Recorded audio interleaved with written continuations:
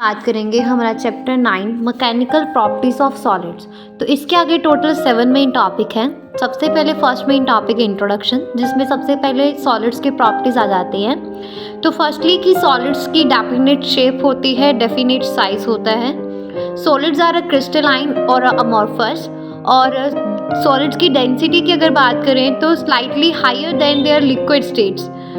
उसके बाद इसमें आ जाता है डिफॉर्मिंग फोर्स, एक फोर्स जो चेंज हो करती है अपना size, a force which changes the size, shape और वॉल्यूम।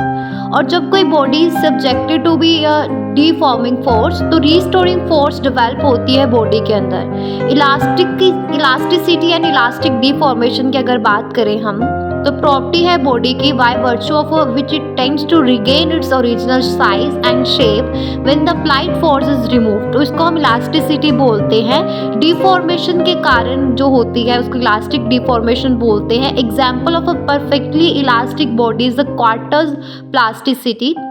सब्सटेंस जो अपनी ओरिजिनल शेप को रिटेन देयर स्टेट, सब्सटेंसेस जो अपनी ओरिजिनल स्टेट को रिटेन नहीं कर पाते, जब डिफॉर्मिंग फोर्सेस उनमें से रिमूव की जाती है उनको प्लास्टिक बोलते हैं। और इस प्रॉपर्टी को प्लास्टिसिटी कहा जाता है।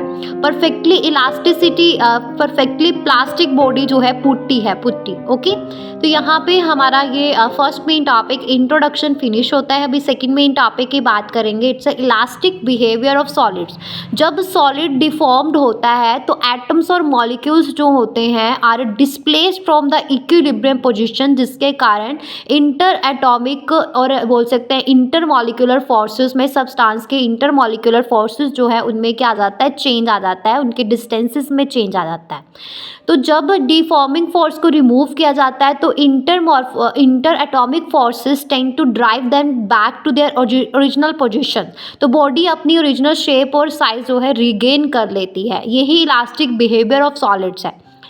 थर्ड मेन टॉपिक की भी बात करेंगे, स्ट्रेस एंड स्ट्रेन। तो स्ट्रेस जो है the restoring force per unit area, restoring force per unit area is known as stress.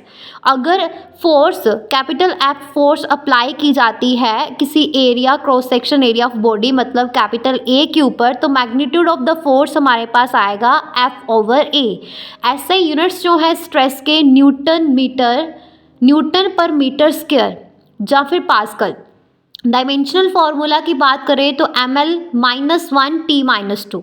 Stress तीन तरह का होता है, लॉन्गिट्यूडनल स्ट्रेस और लीनियर स्ट्रेस। तो लॉन्गिट्यूडनल स्ट्रेस जो है वो स्ट्रेस जो लेंथ के चेंज होने से पैदा होता है उसको हम लॉन्गिट्यूडनल स्ट्रेस और लीनियर स्ट्रेस बोलते हैं। चेंज इन लेंथ में भी इलॉन्गेशन मतलब टेंसाइल स्ट्रेस और कंप्रेशन स्ट्रेस मतलब कंप्रेसिव स्ट्रेस। अभी नेक्स्ट हमारा आ जाता है सेकंड स्ट्रेस, नॉर्मल स्ट्रेस और हाइड्रोलिक स्ट्रेस। तो नॉर्मल और हाइड्रोलिक स्ट्रेस जिसको हम वॉल्यूम स्ट्रेस भी बोलते हैं, ये वॉल्यूम में चेंज होने के कारण पैदा होता है। शेयरिंग स्ट्रेस और टेंजेशनल स्ट्रेस, तो ये वो स्ट्रेस है जो शेप में चेंज होने से पैदा होता है। ओके, और अभी नेक्स्ट आ जाता है स्ट्रेन।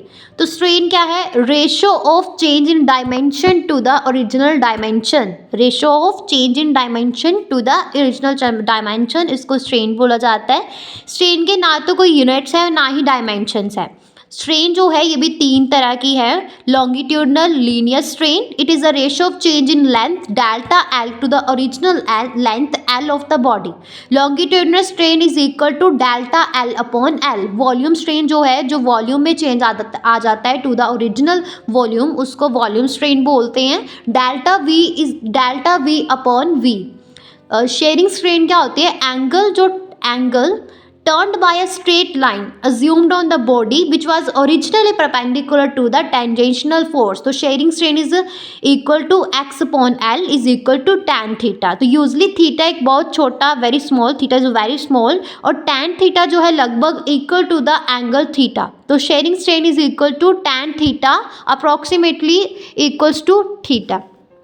ये हाँ जी, तो यहाँ पे हमने फर्स्ट 3 मेन टॉपिक्स के बारे में बात की है। हमारा chapter 9 mechanical properties of solids.